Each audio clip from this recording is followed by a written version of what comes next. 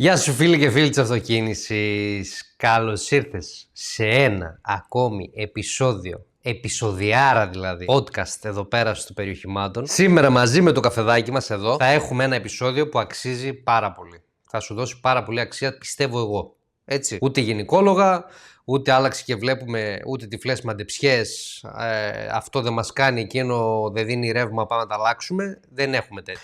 Θα μιλήσουμε γενικότερα για 3 θέματα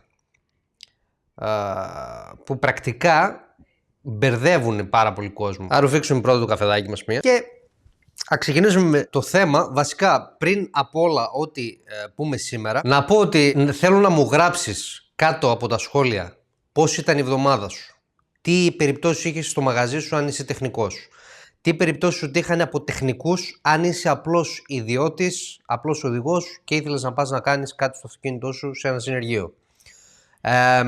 Είμαστε καλύτερα από την προηγούμενη εβδομάδα, είμαστε χειρότερα, είμαστε τα ίδια. Τι φάση και πώς το αντιμετωπίζεις, ρε παιδί μου. Έτσι, πες μου κάνα σκηνικό να κάνουμε σουσού λίγο κάτω από τα σχόλια. Έτσι. Οπότε, ξεκινάμε με αισθητήρα ταχύτητας σε Mercedes B-Class του 2010, το 245. Μετά πάμε σε βλάβη στα φώτα ενός Mercedes GLB το 247 και θα δούμε πώς γίνεται να υπάρχει βλάβη που από τη μία μεριά που υπάρχει το πρόβλημα να επηρεάζει και την άλλη πλευρά. Και τέλος θα μιλήσουμε φυσικά για ένα διάολο που λέγεται misfire, αφλογιστία δηλαδή. Το ρετάρισμα του κινητήρα, το τρέμουλο. Και ειδικά για το μεγάλο λάθος που κάνει πολλοί κόσμος, να αλλάζει δηλαδή μπουζί, πολλαπλασιαστές, μπέκ, χωρίς να ελέγξει κάτι βασικό. Αυτό το βασικό είναι η συμπίεση. Κοινή ιδέα και στα 3 θέματα είναι μία. Άλλο το σύμπτωμα και άλλο η αιτία. Αν τα μπερδέψεις, η διάγνωση μάλλον πάει περίπατο, ρουκέτα. Και μαζί με αυτή πάνε περίπατο χρόνος, χρήμα, που είναι το κυριότερο, και υπομονή. Έτσι. Σε αυτό το σημείο και πριν ξεκινήσουμε τα βασικά του επεισοδίου, τα θέματα, να πούμε ένα μεγάλο ευχαριστώ στο φίλο και συνεργάτη μας, την Ευρωιαπωνική Χασολάνης, όπου εκεί θα βρεις ό,τι ανταλλακτικό ψάχνεις από ευρωπαϊκά και ιαπωνικά αυτοκίνητα. Από το πιο μικρό μέχρι και το πιο μεγάλο. Πάμε να δούμε τον φίλο και συνεργάτη μας και επιστρέφουμε με το βίντεο.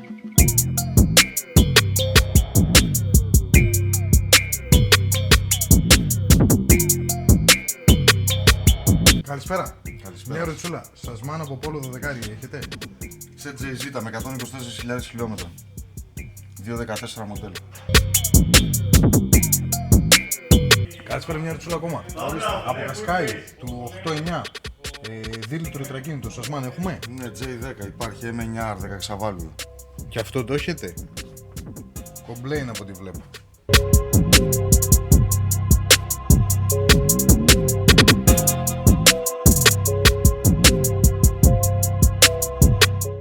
Σε αυτό το σημείο να πω ότι ο Χασολάνης έχει κάνει εδώ και 2 εβδομάδες μια τεράστια, μεγάλη παραλαβή, νέα παραλαβή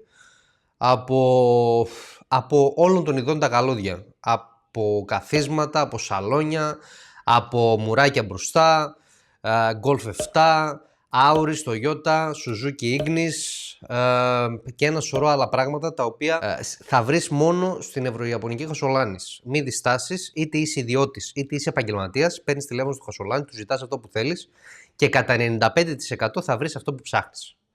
Χωρίς πολλά λόγια, Ευρωιαπωνική Χασολάνης, καλής, και κάπου εδώ θα είναι και το QR code για το e-shop του Χασολάνη για να μπεις και να δεις όλη τη λίστα ή σχεδόν όλη τη λίστα μέχρι να ανανεωθεί, επειδή συνεχώς φέρνουν πράγματα οι άνθρωποι, η λίστα μπορεί να πάρει λίγο χρόνο να ανανεωθεί, αλλά σίγουρα θα πάρεις μια καλή ιδέα για το τι υπάρχει στο ηλεκτρονικό τους κατάστημα, αλλά και στο κατάστημά τους, στο φυσικό γενικότερα. Πάμε λοιπόν, επιστρέφουμε στο επεισόδιο. Πάμε στο πρώτο θέμα τώρα.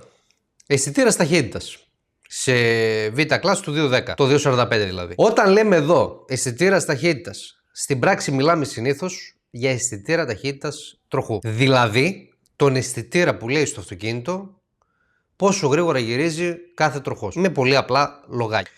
Αυτός ο αισθητήρας δεν αφορά μόνο το ABS. Και φυσικά εδώ πολλοί την πατάνε. Νομίζουν ότι αν χαλάσει θα ανάψει απλώς το λαμπάκι. Ένα λαμπάκι στο καντράν. Και εντάξει, μωρέ, δεν πειράζει. Δεν είναι τόσο απλό όμως. Η πληροφορία από τον αισθητήρα ταχύτητας χρησιμοποιείται και από άλλα συστήματα. Όπως φυσικά το ABS, το ESP, το Traction Control. Και γενικότερα, αν έχει πρόβλημα αυτός ο αισθητήρας, πολλές φορές πατάμε το φρένο και τρέμει όλο το αυτοκίνητο και νομίζουμε ότι είναι δισκόπλακες. Σε αρκετές περιπτώσεις υπάρχουν και άλλα συστήματα που θέλουν να ξέρουν τι κάνει το όχημα δυναμικά, εν κινήσει και εν ενεργεία που λέμε. Άρα, αν ένας τροχός δίνει λάθος πληροφορία ή δεν δίνει καθόλου, το αυτοκίνητο σαλτάρει, μπερδεύεται. Και όταν μπερδεύεται, η μονάδα δεν βλέπει μόνο ένα απλό σφάλμα. Μπορεί να δεις μέσα στο καντράν πολλαπλές ενδείξεις. Μπορεί να χαθεί το ABS, μπορεί να απενεργοποιηθεί το ESP. Ακόμη και το τιμόνι να σκληρύνει λόγω αυτού. Τώρα εδώ έρχεται το πρώτο μεγάλο λάθος. Βλέπει κάποιος ένα κωδικό βλάβης για αισθητήρα ταχύτητας τροχού και λέει: ωραία, ας αλλάξουμε ένα αισθητήρα. Δεν πάει έτσι.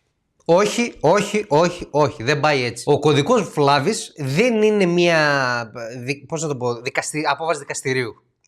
Δεν σου λέει πάντα ποιος είναι ο ένοχος και αυτό είναι τέλος. Τι σου λέει όμως? Σου λέει πού εντοπίστηκε η ανομαλία που δημιουργεί το όλο πρόβλημα. Αυτή είναι η τεράστια διαφορά. Για παράδειγμα, αν η μονάδα δει ότι ο πίσω αριστερός τροχός δίνει παράλογο σήμα, δεν σημαίνει αυτόματα ότι πέθανε ο αισθητήρας. Μπορεί να φταίει η καλωδίωση. Μπορεί να φταίει η μπρίζα. Μπορεί να υπάρχει διάβρωση. Μπορεί να υπάρχει θέμα στο ρουλεμάν ή στο μαγνητικό δαχτυλίδι που διαβάζει ο αισθητήρας. Μπορεί να υπάρχει βρωμιά ή να υπάρχουν μεταλλικά ρινίσματα εσωτερικά, γύρω-γύρω στον αισθητήρα. Μπορεί να έχει αλλάξει το διάκαινο μέσα, εκεί που κάθεται και η απόσταση που μετράει. Η σωστή ερώτηση δεν είναι τι να αλλάξω. Η σωστή ερώτηση είναι γιατί το σήμα δεν είναι σωστό.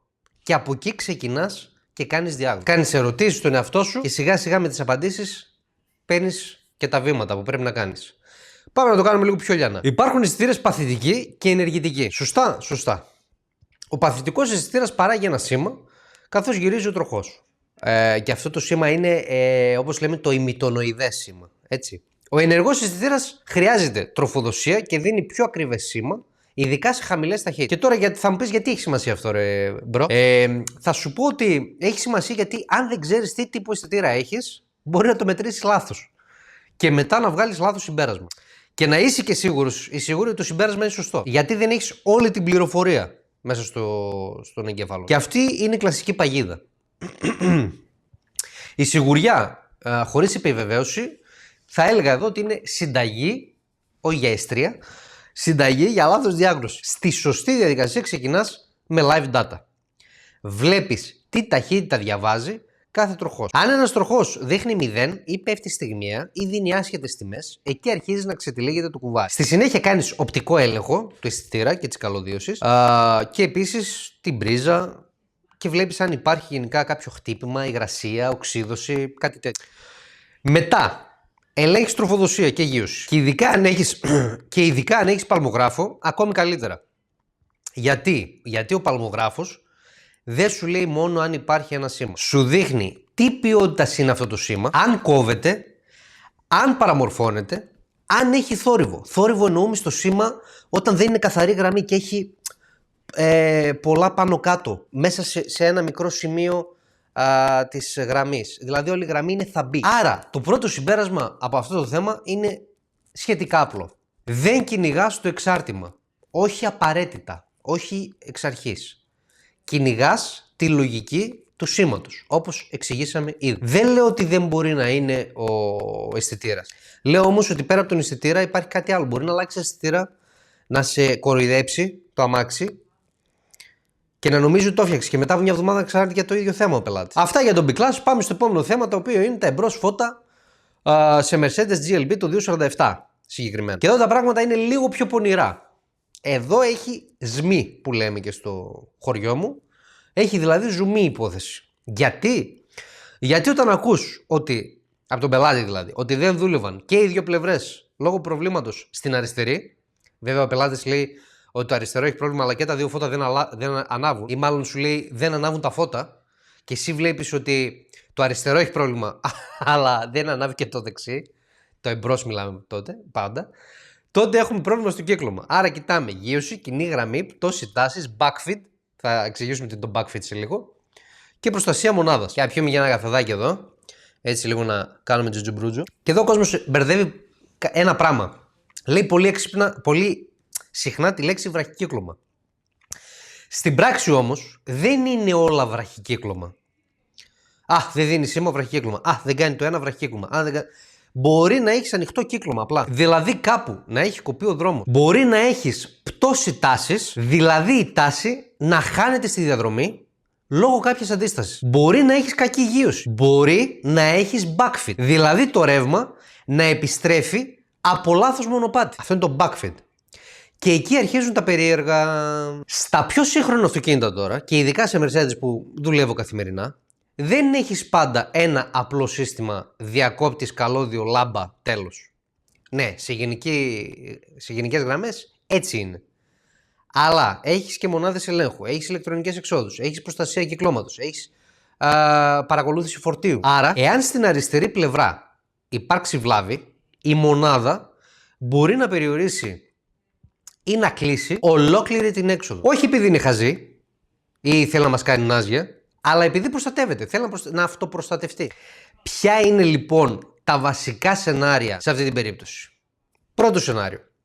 Κοινή γείωση. Δηλαδή, αν δύο κυκλώματα μοιράζονται κοινή επιστροφή και αυτή η γείωση έχει πρόβλημα, τότε το ρεύμα ψάχνει για άλλο δρόμο. Όταν έχεις πρόβλημα, έχεις εμπόδια, πρέπει να βρεις έναν τρόπο, μια παρακαμπτήριο.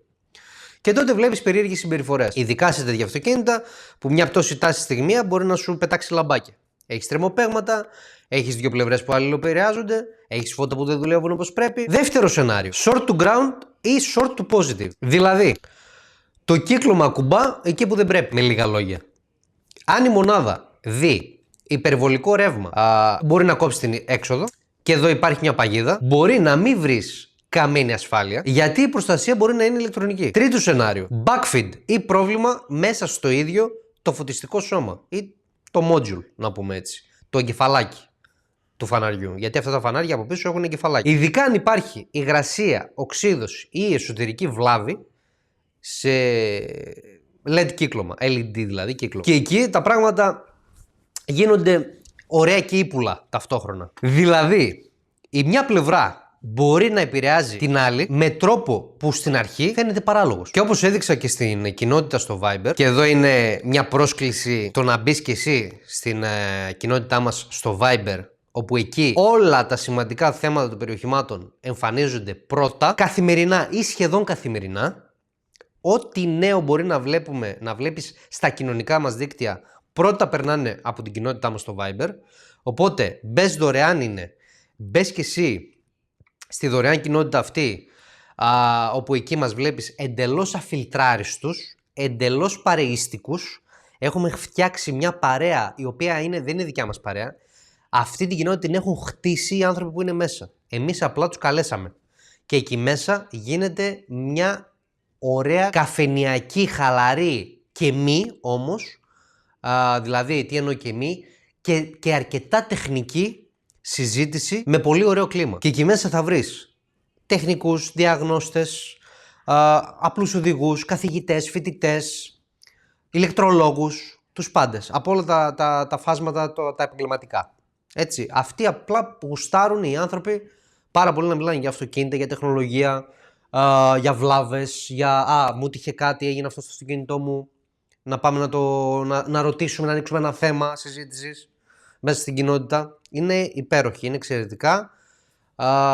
Γουστάρω πάρα πολύ και γουστάρουμε όλοι μαζί πάρα πολύ. Οπότε μην χάσετε την ευκαιρία. Εδώ κάπου θα είναι στην οθόνη το QR code του Viber, αλλά και κάτω στην περιγραφή του βίντεο και στο πρώτο καρφιτσωμένο σχόλιο θα βρεις τους συνδέσμους για να μπεις και εσύ στην παρέα αυτή. Και για να συνεχίσουμε, τώρα πάμε στο πολύμετρο. Εδώ ήθελα να πω αυτό, ότι ανέβασα φωτογραφία με μέτρηση πολυμέτρου στο φανάρι το δεξί που δεν είχε πρόβλημα. Και να εξηγήσω λίγο ότι το πολύμετρο είναι και παρεξηγήσιμο, αλλά είναι και εξαιρετικό εργαλείο γενικά. Είναι εξαιρετικό εργαλείο μόνο αν το χρησιμοποιήσεις σωστά. Και το λέω εγώ που δεν ήμουνα μέχρι πρόσφατα πολύ άνετος με το πολύμετρο. Το μεγαλύτερο λάθος είναι το εξής. Ότι μετράς τάση χωρίς φορτίο. Βλέπεις 12 volt και λες, ωραία, μια χαρά είμαστε. Αυτό το έκανα κι εγώ Μέχρι πρόσφατα. Αλλά δεν είναι απαραίτητα καλό. Μπορεί να δεις 12 βολτ στο βίσμα, στην πρίζα. Αλλά μόλις ζητήσεις να περάσει ρεύμα, η τάση να καταρρεύσει. Γιατί γίνεται αυτό? Γιατί υπάρχει αντίσταση σε κάποια επαφή. Σε κάποιο καλώδιο ή στην ίδια τη γείωση. Άρα, άλλο βλέπω τάση και άλλο το κύκλωμα μπορεί να δουλέψει σωστά. Εδώ μπαίνει ένας πολύ σημαντικός όρος, η πτώση τάσης. Τώρα θα πούν κάποιοι που δεν είναι τεχνικοί, τι είναι αυτό? Πέφτει η τάση και χτυπάει, τι γίνεται? Είναι η τάση που χάνεται πάνω σε ένα σημείο που δεν θα έπρεπε να τη χάνει αυτή την τάση. Πολύ απλά, πολύ τσομπάνικα, πολύ καφενιακά, για να το καταλάβουμε όλοι. Για παράδειγμα, σε ένα οξυδωμένο φύς, ένα μπριζάκι, εξωτερικά μπορεί να φαίνεται εντάξει. Ηλεκτρικά όμως να είναι ένας μικρός σαμποτέρ. Στην πράξη τι κάνεις? Συγκρίνεις αριστερή και δεξιά πλευρά. Αυτή η επιλογή θα έλεγα ότι είναι χρυσός. Είναι και η πιο απλή επιλογή να κάνεις, είναι λογική. Η σωστή πλευρά είναι το σημείο αναφοράς σου. Μετράς τροφοδοσία, γείωση, πτώση τάσης. Με το κύκλωμα ενεργό πάντα. Δηλαδή έχεις πάντα στο on το σύστημα. Το κλειδί που λέμε στο on, να είναι τα λαμπάκια όλα αναμένα. Και βλέπεις πας στην άλλη και βλέπεις να αλλάζει και η συμπεριφορά της άλλης. Πάλι κοιτάς φύση, πλεξούδα, κοιτάς για υγρασίες, κάποια οξύδωση. Οτιδήποτε. Ακόμα και ένα ανοιχτό, ένα ψηλο έτσι κομμένο καλωδιάκι να είναι και να φαίνεται μέσα το λινό που λέμε, μπορεί να είναι πρόβλημα. Και τις περισσότερες φορές είναι πρόβλημα. Και ίσως κάποιες φορές μια δοκιμαστική λιχνία ανάλογα την περίπτωση μπορεί να σου πει περισσότερα από ένα πολύμετρο. Έχετε στο νου. Γιατί φορτώνει το κύκλωμα λίγο. Και έτσι αποκαλύπτονται οι ψεύτικες τάσεις. Οι ψεύτικες καλές τάσεις, να το πω έτσι.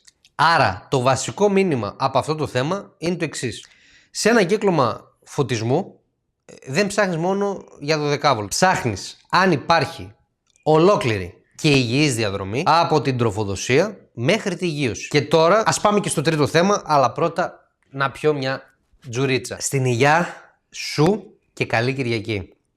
Ή όποτε το βλέπεις το βίντεο. Είναι ωραία κυριακάτικα να κάνουμε επεισοδιάρα.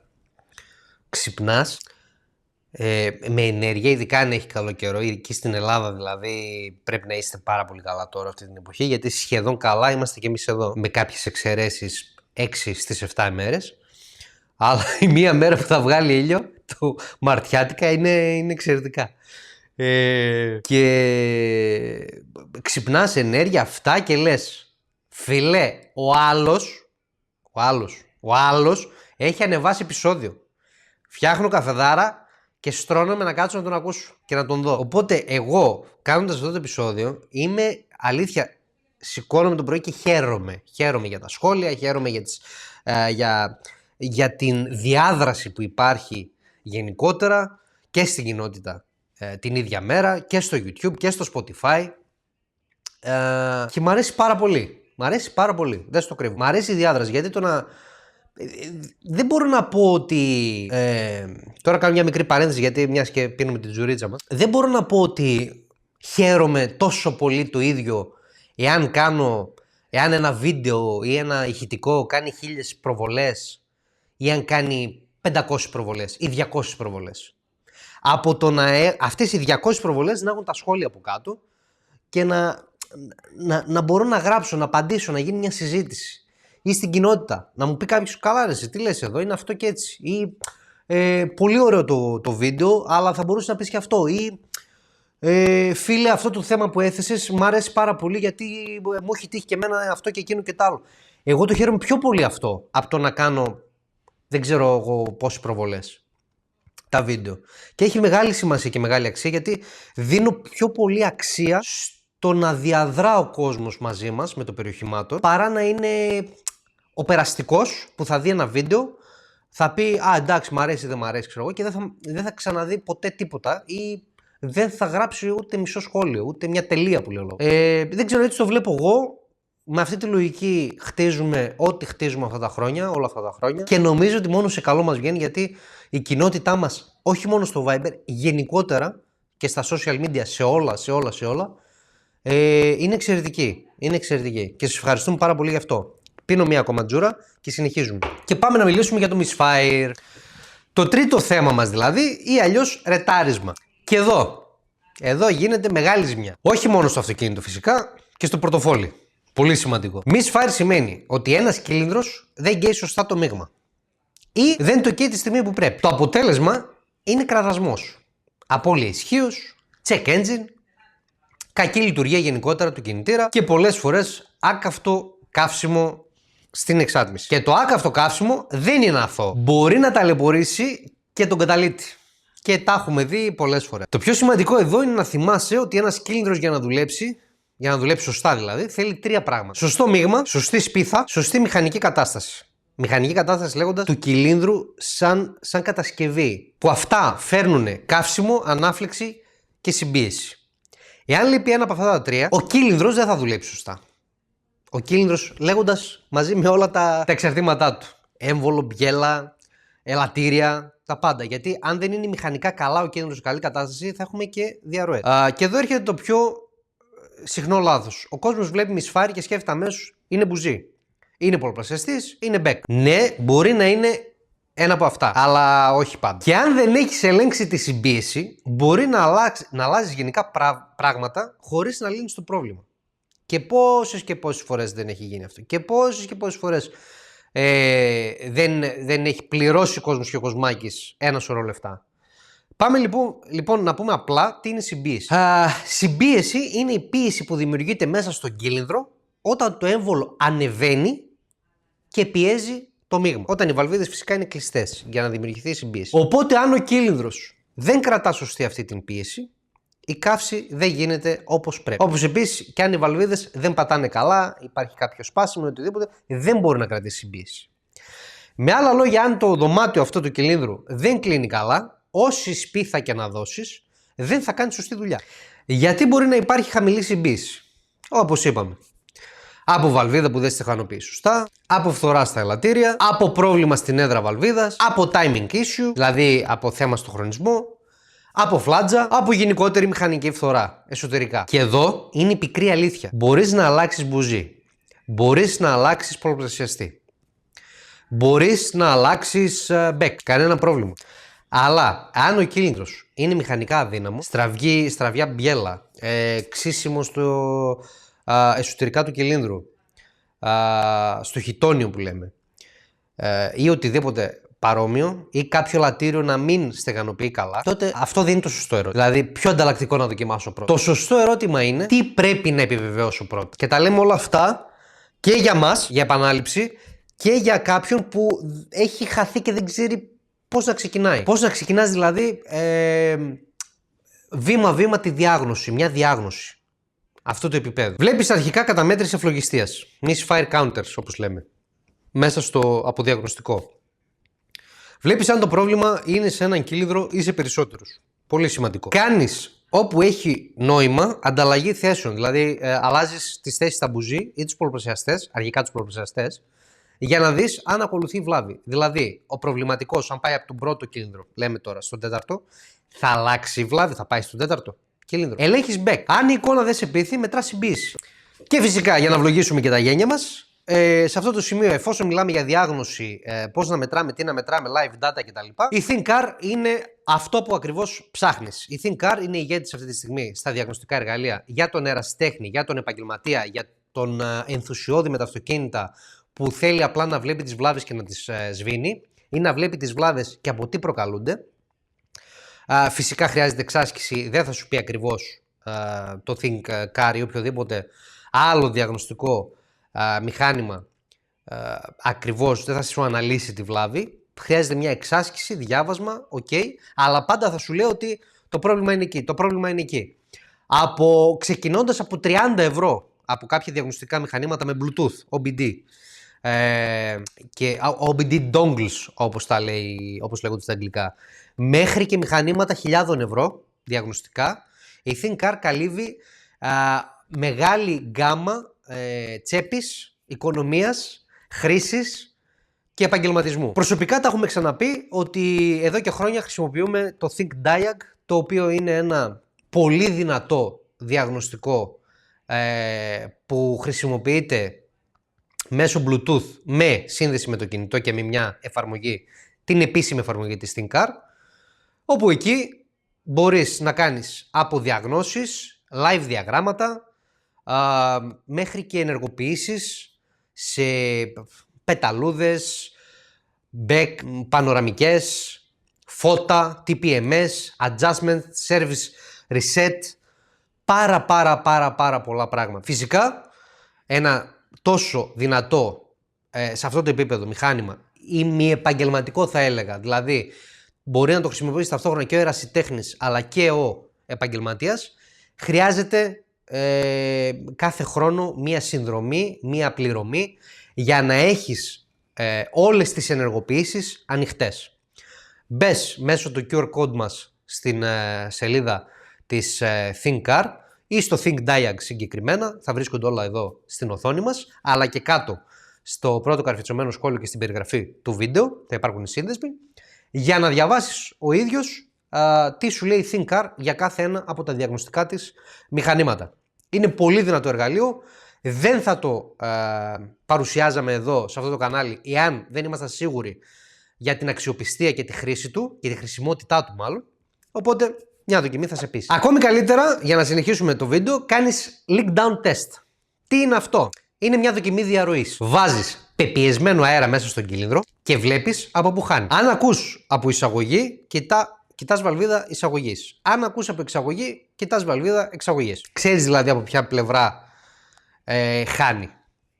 Αν ακούς από κάρτερ, κοιτάς ελαττήρια και πιστώνει. Αν βλέπεις κάποιο θέμα στο ψυκτικό, αρχίζεις να σκέφτεσαι φλάτζα ή κάτι χειρότερο. Εκεί πια δεν κάνεις μαντεψιά. Κάνεις σωστή διάγνωση. Ένα ακόμη χρήσιμο σημείο είναι να γνωρίζουμε ότι άλλο το σταθερό misfire και άλλο το διαλειπών. Δηλαδή το intermittent όπως λέμε. Αν το misfire είναι σταθερό στον ίδιο κύλινδρο και δεν μετακινείται όταν αλλάζει θέση σε μπουζί ή πολλαπλασιαστή, τότε δεν είναι σίγουρα μπουζί ή πολλαπλασιαστής.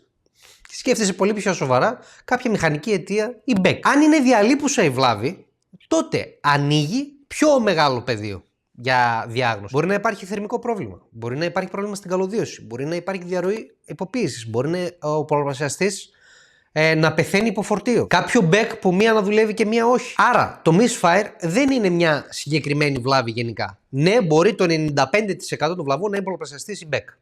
Δεν το συζητάω αυτό. Ή μπουζί. Αλλά είναι ένα σύμπτωμα γενικά. Και πίσω από αυτό μπορεί να κρύβεται ψεκασμός, ανάφλεξη, μηχανική κατάσταση.